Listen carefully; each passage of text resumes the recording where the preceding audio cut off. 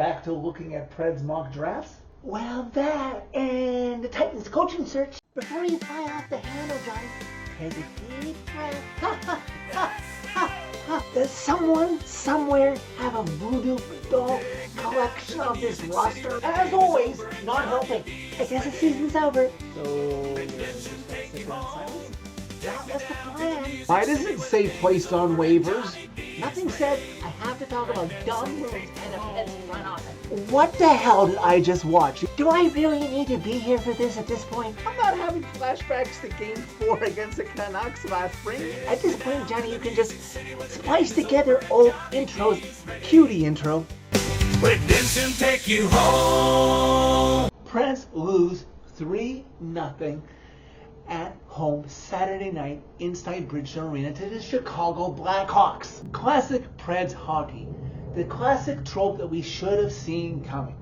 Preds who are trying to get on a roll, trying to get some traction, trying to get some respect around the league, at home to their biggest franchise rival, an AHL goalie called up during a medical emergency to the top two starters on the Blackhawks depth chart, get shut out at home while massively outshooting that team on Predators' home ice. Okay, where do I start? Yeah, this isn't going to be a one-taker, but this is going to be a very frustrated Preds fan reaction video as I try to collect my thoughts over whatever that was that we all had to witness tonight. Yes, the Preds were starting the first half of the back-to-back as they would face Chicago on Saturday and in Washington on Sunday. Both teams on Bridgestone Arena ice, but the Preds had the fresher legs and they showed up like this when the Blackhawks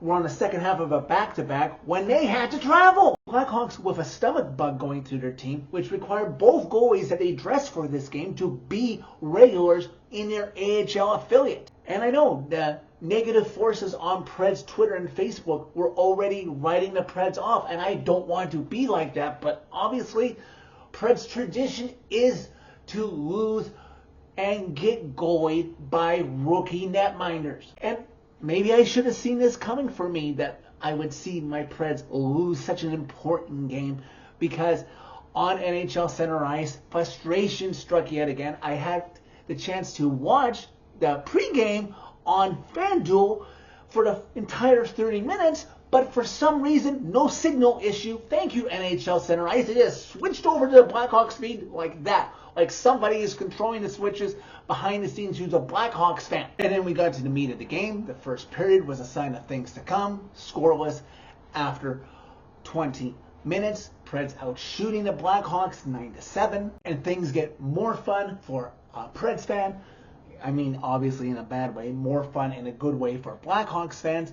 In the second period, a period that the Preds would outshoot the Blackhawks 12-9. Nope, it's the Blackhawks doing the hard work, doing the little things right, and they're on the second half of a back-to-back, but they're giving their rookie netminder confidence by playing well in front of them. Over 6.5 into the second period, Roman Josi would go off for holding, and on the ensuing power play, Blackhawks work the puck down low. Connor Bedard looks like he's going to shoot, but is able to backhand it over to Tyler Bertuzzi, left all alone, has all day to one-time tap it home past Saros, and the Blackhawks have the all-important 1-0 lead. And here we are again. I didn't mention this stat in the Islanders game, but this is now 8 straight games where the Preds have given up the first goal.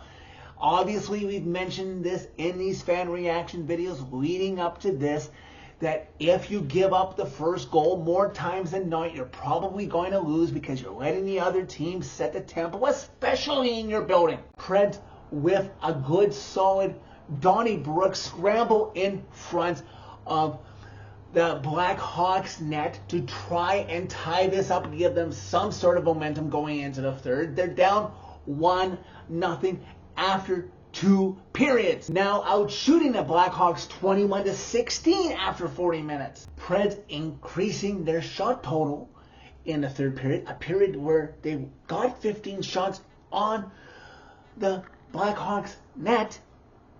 Blackhawks would only register 5, but guess what? They would score 2 goals on those 5 chances. First being Nick Landis, set up by Connor Bedard again. Saros has no chance. He goes roof on him to put the Blackhawks out to a 2-0 lead. This night would be a night of special teams. The Blackhawks going 1 for 3 on the power play, and the Preds going 0 for 3. Could have used one to try and stem the momentum. Bruno would pull Saros with under 4 minutes remaining in regulation, and the Preds would get solid possession.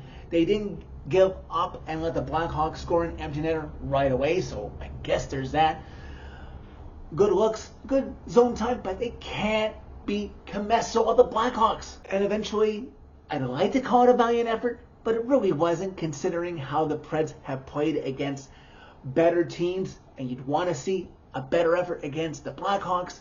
Eventually, the Blackhawks are able to salt this one away. Ryan Green, with 90 seconds left, puts the capper on this one. The Blackhawks win this one against, I'd like to say, one of their biggest division rivals, the Preds.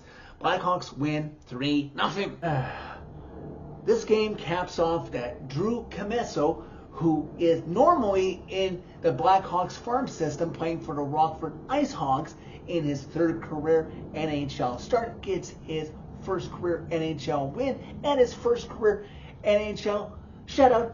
Such a Preds thing to let happen to them. Well, the Preds winning week streak is over, as they went 1-2 this week. And we probably should have seen this loss coming, as the warning signs were there when the Preds scratched and clawed to get that gimmicky shootout win against the Islanders on Thursday, where they only scored 1 goal in it. It's now been an entire week since the Preds have scored more than 2 goals in a 65-minute span of hockey. Let me remind you, as we finish off this Preds fan reaction video, the Preds were playing a tired Blackhawks team on the second half of a back-to-back. They were playing an AHL goalie who they mustered nearly 40 shots on him, nearly twice the number of shots the Blackhawks were able to get on Saros, and the Blackhawks were just better than the Preds and won the game. This is the 3rd time this season the Preds have been shut out in a game, and the Preds have not recorded a shutout of their own. I'm going to have to go digging and seeing the latest into a season it's been till the Preds got their first shutout of a season for their goalie. The playoff storyline should be out the window right now, because the Preds had no business losing this game, and instead are remaining in the mushy middle against a team that overtakes you in the standings as you try to get some era of respect around the league. Well, that is gone after tonight.